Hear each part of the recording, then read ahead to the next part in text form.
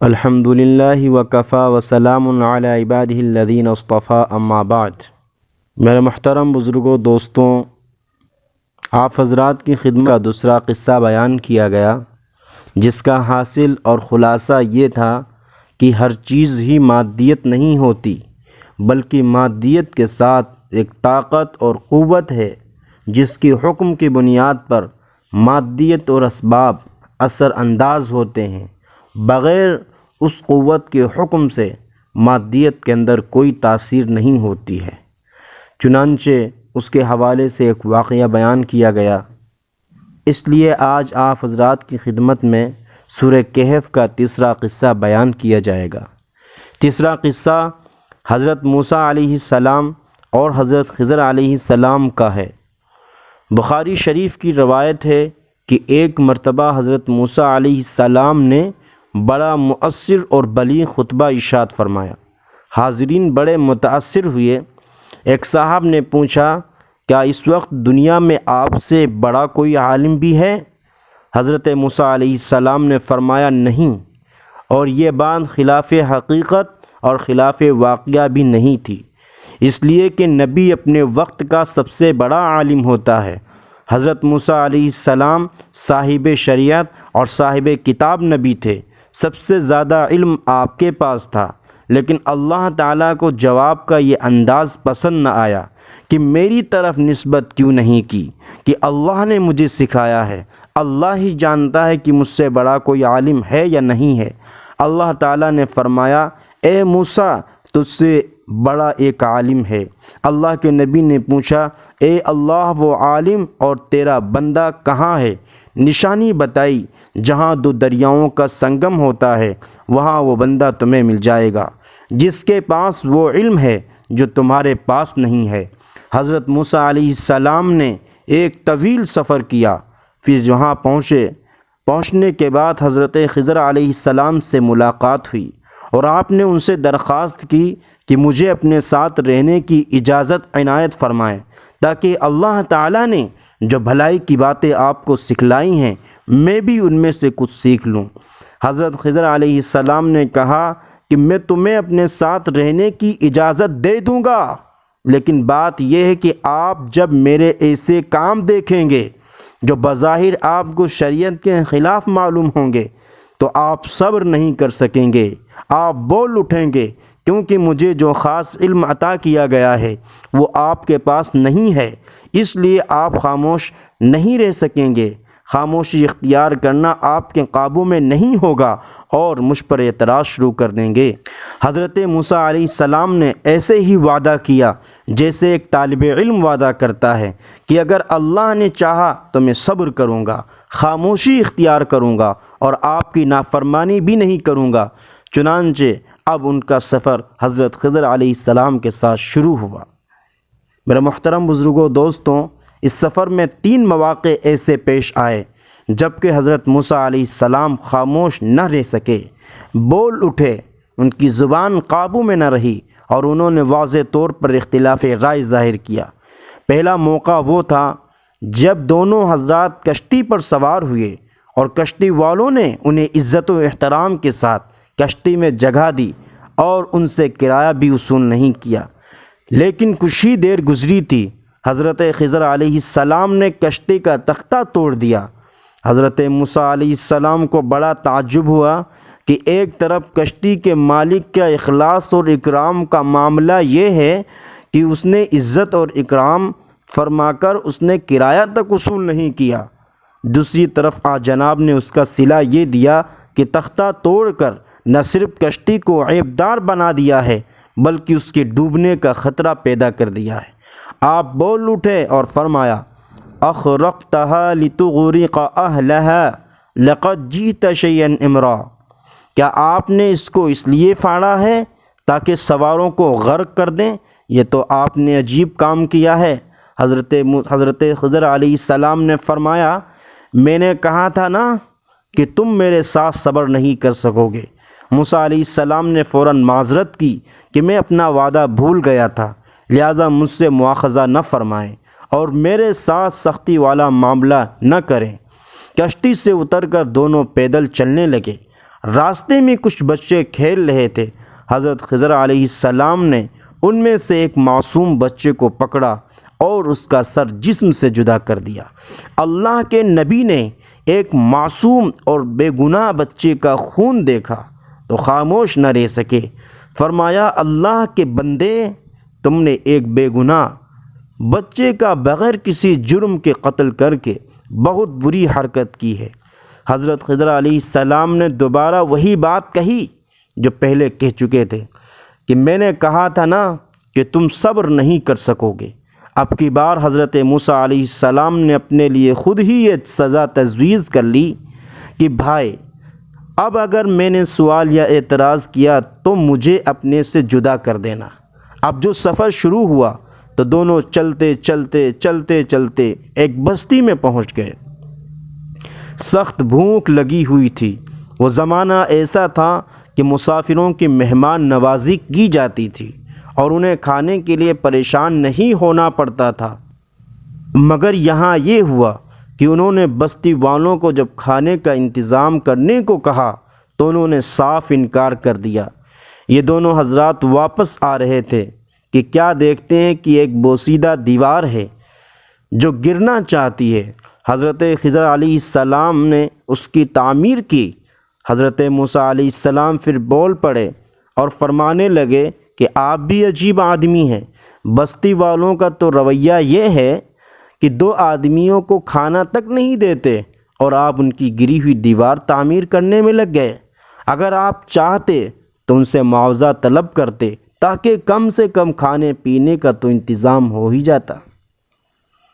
حضرت خضر علیہ السلام نے کہا کہ اب آپ میرے ساتھ نہیں رہ سکتے اور جدائی کے بغیر کوئی چارہ نہیں، لیکن میں آپ کو ان واقعات کے اصل حقائق کے بارے میں ضرور آگاہ کر دیتا ہوں تاکہ آپ یہ جان لیں کہ یہ دنیا کتنی گہری ہے اور یہاں ظاہر اور باطن میں کتنا اختلاف ہے۔ اس دنیا میں انسان ظاہری آنکھوں سے جو کچھ دیکھتا ہے اور کانوں سے جو کچھ سنتا ہے وہ حقیقت نہیں ہوتی، بلکہ اس کے پردے میں اور بھی بہت کچھ ہوتا ہے جس میں غور و فکر کرنے سے بڑے عجیب حقائق سامنے آتے ہیں۔ انسان کی نظر بسا اوقات ظاہر اور پردے ہی میں الجھ کر رہ جاتی ہے اور پردے کے پیچھے جو کچھ ہوتا ہے اس کی طرف اس کی توجہ نہیں جاتی۔ اس دنیا میں جو واقعات پیش آتے ہیں انسان ان واقعات کی ظاہری سطح پر نظر رکھتا ہے، لیکن ان واقعات میں جو گہری حکمتیں پوشیدہ ہوتی ہیں وہ اس کی نظر سے اوجھل لیتی ہیں۔ میرے محترم بزرگوں، دوستوں، حضرت خضر علیہ السلام نے فرمایا کہ میں نے جو کشتی کو توڑا تھا تو اس لیے کیونکہ آگے ایک ظالم بادشاہ کے کارندے کھڑے تھے اور وہ ہر ایسی کشتی کو اپنے قبضے میں لے رہے تھے جو صحیح سالم تھی۔ میں نے سوچا اس کشتی کے مالک چند مساکین اور غریب لوگ ہیں اور وہ اس کے ذریعے اپنی روزی کماتے ہیں۔ اگر ان سے یہ کشتی چھین لی گئی تو یہ بے روزگار ہو جائیں گے، ان کے گھر پر فاقے پڑنے لگیں گے۔ چنانچہ جب میں نے اس کا ایک تختہ توڑ دیا تو بادشاہ نے اسے عیبدار سمجھ کر جانے دیا۔ اگر میں ایسا نہ کرتا تو اب تک یہ مساکین روزی کمانے کے ظاہری وسیلے سے محروم ہو جاتے۔ میرا محترم بزرگوں، دوستوں، آپ لوگوں نے دیکھا ہوگا کہ ہماری آنکھوں کے سامنے بھی ایسے تماشے ہوتے رہتے ہیں، خاص طور پر جب وزیر اعظم، صدر یا وزیر اعلیٰ کے استقبال کے لیے ادھر ادھر سے گاڑیاں پکڑ کر ان میں زبردستی عوام کو بھر کر ایئرپورٹ پر یا جلسہ گاہ میں لے جایا جاتا ہے تو بعض سمجھدار قسم کے ڈرائیور از خود اپنی گاڑیوں میں کوئی ایسی خرابی پیدا کر دیتے ہیں تاکہ پولیس والے اسے بیکار سمجھ کر چھوڑ دیں۔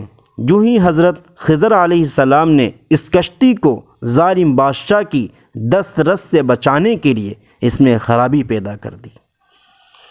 میرے محترم بزرگوں، دوستوں، جہاں تک معصوم بچے کا تعلق ہے تو حضرت خضر علیہ السلام نے فرمایا کہ وہ اپنے والدین کے لیے بڑا فتنہ بننے والا تھا اور ہو سکتا تھا کہ وہ ان کو بھی کفر اور سرکشی میں مبتلا کر دیتا، کیونکہ بعض اوقات والدین اولاد کی محبت میں آ کر کفر اور فسق کا ارتکاب کر لیتے ہیں۔ اس میں شک نہیں کہ بچے کا خون دیکھ کر اس سے محروم ہو کر اس کے والدین کو رونا پڑا، لیکن یہ رونا چند دن کا تھا، اور اگر وہ زندہ رہتا تو وہ انہیں زندگی بھر رلاتا، اور اگر وہ اس کی محبت میں آ کر کفر و شرک میں مبتلا ہو جاتے تو ان کی آخرت تو یقیناً رونے دھونے اور آہ و بکا میں گزرتی، مگر انہیں دنیا میں بھی حقیقی سکون میسر نہ آ سکتا۔ اس کے علاوہ سوچنے کی بات یہ بھی ہے کہ اولاد کا بدل تو ممکن ہے، مگر ایمان کا بدل کوئی چیز نہیں ہو سکتی۔ بعض روایات میں آتا ہے کہ اس لڑکے کے بدلے اللہ تعالیٰ نے انہیں انتہائی نیک بیٹی عطا کی جو آگے چل کر نبی کی بیوی بنی، اور بعض تفسیروں میں ہے کہ اسے نبی کی ماں بننے کا شرف حاصل ہوا۔ باقی رہی وہ شکستہ اور بوسیدہ دیوار جس کی میں نے درستگی کر دی، تو وہ دیوار 2 یتیم بچوں کی ملکیت تھی جس کے نیچے ان کا خزانہ دفن تھا۔ ان بچوں کا والد بڑا نیک انسان تھا۔ اللہ کو یہ منظور نہ تھا کہ یہ دیوار گر جائے اور لوگ اس کا خزانہ لوٹ کر لے جائیں اور یہ بچے بے یار و مددگار ٹھوکریں کھاتے پھریں۔ اللہ تعالیٰ نے چاہا کہ بچوں کے جوان ہونے تک یہ خزانہ محفوظ رہے اور ایک نیک انسان کی اولاد کو کسی کے سامنے ہاتھ نہ پھیلانا پڑے۔ میرا محترم بزرگوں، دوستوں، جیسے ان 3 واقعات میں اللہ پاک کی حکمتیں پوشیدہ تھیں، یوں ہی اس دنیا میں جو کچھ ہوتا ہے اس میں کوئی نہ کوئی حکمت پوشیدہ ہوتی ہے، لیکن انسان کی عقل اس کے سمجھنے سے قاصر رہتی ہے۔ انسان اگرچہ بڑے بڑے دعوے کرتا ہے اور اسے اپنی علم، اپنی عقل اور اپنی تحقیقات پر بڑا ناز ہے، اس کا خیال ہے کہ میں بہت ترقی کر چکا ہوں، چاند اور ستاروں تک میرے قدم جا پہنچے ہیں، میں نے دنیا کا کونا کونا کھنگا ڈالا ہے، آگ، پانی، ہوا کو میں نے قابو میں کر لیا ہے، لیکن حقیقت یہ ہے کہ کل کی طرح آج بھی انسان بہت ضعیف ہے، اس کا علم محدود ہے، اس کی عقل ناقص ہے، اس کا مشاہدہ کمزور ہے، وہ حقیقت تک پہنچنے اور صحیح فیصلے کرنے میں اکثر غلطی کر جاتا ہے، سیاہ کو سفید اور سفید کو سیاہ سمجھ بیٹھتا ہے، دوست کو دشمن اور دشمن کو دوست تصور کر لیتا ہے۔ کتنے ہی ایسے کام ہوتے ہیں جن میں سراسر نقصان ہوتا ہے مگر وہ انہیں اپنے لیے فائدہ مند سمجھتا ہے، اور کتنے ہی فائدے والے کام ہوتے ہیں جنہیں وہ نقصان دہ سمجھتا ہے۔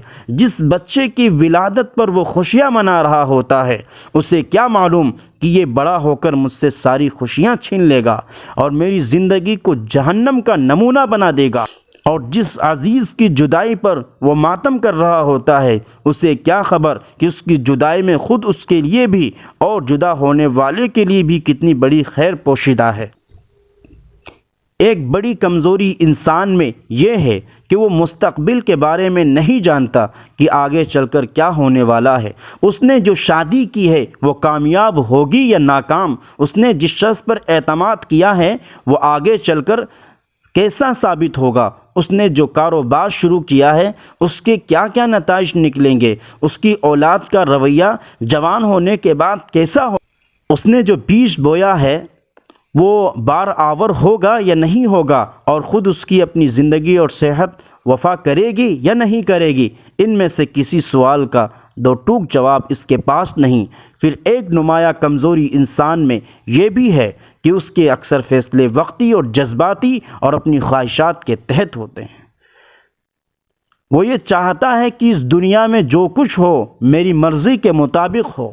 بالخصوص مادیت پرست انسان جو ہے وہ تو کائنات کے سارے نظام کو اپنی خواہشات کے تابع دیکھنا چاہتا ہے، لیکن جس انسان کو اللہ تعالیٰ نے ایمانی بصیرت عطا کی ہے وہ اللہ تعالیٰ کے فیصلوں پر راضی ہوتا ہے، اسے یقین ہے کہ جو کچھ ہو رہا ہے اللہ کے حکم سے اور اس کی حکمت کے مطابق ہو رہا ہے۔ وہ جانتا ہے کہ زندگی اور کائنات صرف وہی نہیں ہے جو ظاہر میں نظر آتی ہے، بلکہ اس کے علاوہ بھی بہت کچھ ہے۔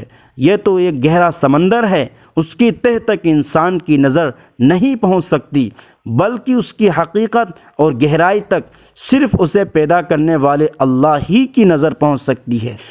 میرا محترم بزرگوں، دوستوں، سورہ کہف میں اللہ تعالیٰ نے چوتھا قصہ ذوالقرنین کا بیان کیا ہے۔ یہ وہ شخص تھا جسے اللہ تعالیٰ نے ایمان اور عمل صالح سے نوازا تھا۔ ایک طرف اس کا اقتدار بہت وسیع تھا اور اسے ہر قسم کے مادی وسائل میسر تھے،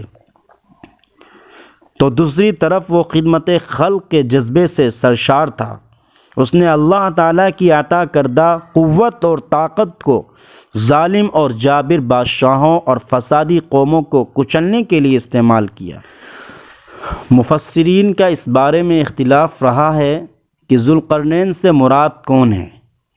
بعض حضرات سکندر یونانی کو ذوالقرنین قرار دیتے ہیں کیونکہ اس کی حکومت پوری دنیا پر رہی ہے، لیکن مشکل یہ ہے کہ قرآن کریم نے ذوالقرنین کی جو صفات بیان کی وہ سکندر یونانی میں نہیں پائی جاتی ہیں۔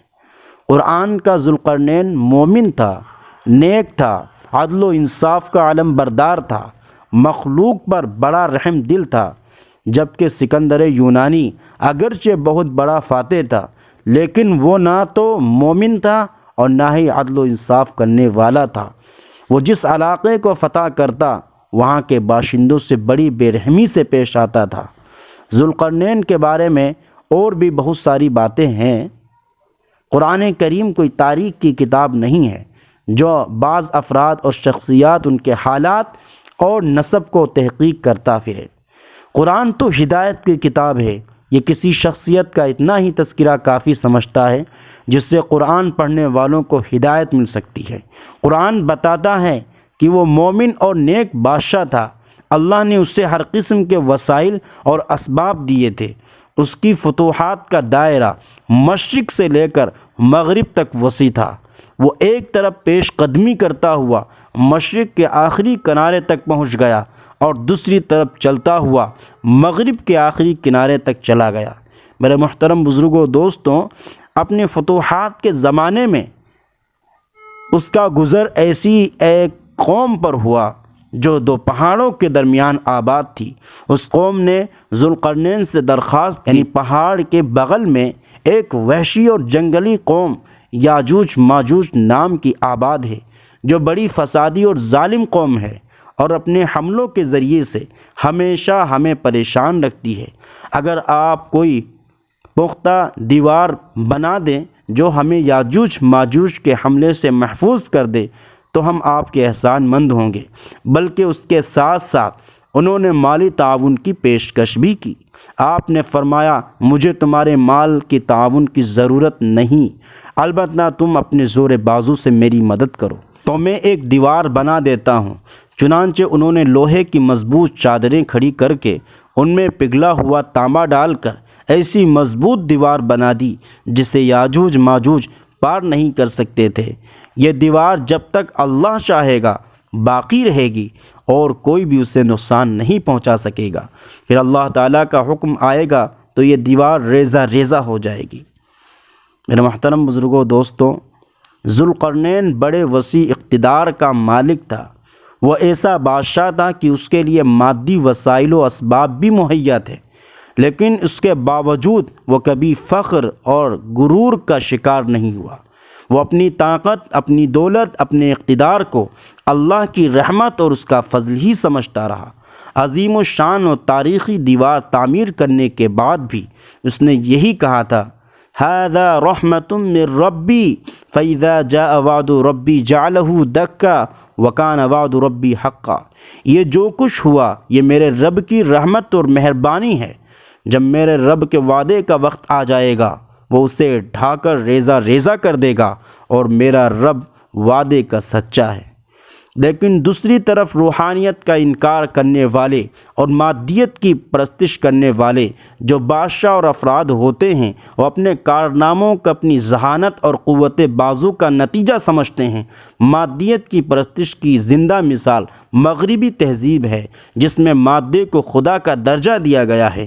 اس تہذیب میں مادیت ہی سب کچھ ہے، روحانیت ان کے نظریے اور زندگی سے خارج ہو چکی ہے۔ اس مادی تہذیب کے عروج کا دور دورہ ہوگا جب دجال ظاہر ہوگا، لیکن اس کے ظہور کے ساتھ ہی اس تہذیب کا زوال بھی شروع ہو جائے گا۔ دجال آخری زمانے کا سب سے بڑا فتنہ اور سب سے بڑی مصیبت ہوگا۔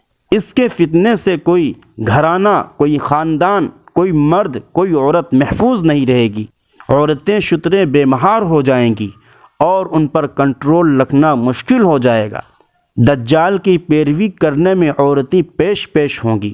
جیسا کہ میں نے ابتدا میں عرض کیا تھا کہ دجال تو جب آئے گا سو آئے گا، لیکن دجالی تہذیب تو ہمارے سامنے آ چکی ہے، اپنے تمام خطرات کے ساتھ، اپنے تمام مہلکات کے ساتھ آ چکی ہے، اور اس تہذیب کے علمبردار بھی وہی کچھ کر رہے ہیں جو دجال کرے گا۔ روحانیت کا انکار ہے، مادیت کی پرستش ہے، فتنہ و فساد ہے، خدائی دعوے ہیں۔ دنیا کا کوئی گوشہ ان کے شر سے خالی نہیں ہے۔ ان کے چہرے پر صاف طور پر کافر لکھا ہوا ہے۔ جسے اللہ تعالیٰ نے ایمان کا نور دیا ہے، وہ ان کے کفر کو، ان کے ماتھے پر کافر کے عنوان کو صاف طور پر پڑھ سکتا ہے۔ ان حالات میں جبکہ اسلامی ممالک بھی اس دجالی تہذیب کے اثرات سے محفوظ نہیں رہے، اور ہر شہر اور ہر ملک میں مادی تہذیب کو پھیلانے کی سرتوڑ کوشش کی جا رہی ہے، ہمیں چاہیے کہ ہم اپنے ایمان کی سلامتی میں اور زیادہ فکر مند ہو جائیں۔ اس دنیا کی زندگی، اس کی نعمتوں ہی کی سب کچھ نہ سمجھیں، اس دنیا کی زندگی اور اس کی نعمتوں ہی کو سب کچھ نہ سمجھیں، بلکہ اپنی نظر اللہ پر اور آخرت پر رکھیں۔ جو عمل کریں وہ اللہ کی رضا کے لیے کریں، آخرت کی تیاری کے لیے کریں، اور آخرت کی تیاری سے کسی صورت میں غافل نہ ہوں۔ نہ اسباب کو مؤثر بذات سمجھ کر شرک کا ارتکاب کریں، اور نہ دنیا والوں کو خوش کرنے کو مقصد بنا کر شرک کریں۔ اللہ تعالیٰ نے بھی سورہ کہف کو اسی دعوت پر ختم کیا ہے، اور گویا آخری الفاظ میں پوری سورت کا خلاصہ بیان کر دیا ہے۔ فرمایا فَمَنْ كَانَ يَرْجُو لِقَاءَ رَبِّهِ فَلْيَعْمَلْ عَمَلًا صَالِحًا وَلَا يُشْرِكْ بِعِبَادَةِ رَبِّهِ أَحَدًا۔ بس جو کوئی اپنے رب سے ملنے کی آرزو رکھتا ہے، اسے چاہیے کہ نیک عمل کرے اور اپنے پروردگار کی بندگی کرے، کسی دوسری ہستی کو شریک نہ ٹھہرائے۔ اللہ تبارک و تعالی دجال اور دجالی تہذیب کے فتنے سے ہماری اور امت مسلمہ کی حفاظت فرمائے، ہمیں ایمان پر زندہ رکھے اور ایمان ہی پر موت عطا فرمائے۔ وآخر دعوانا الحمد للہ رب العالمین۔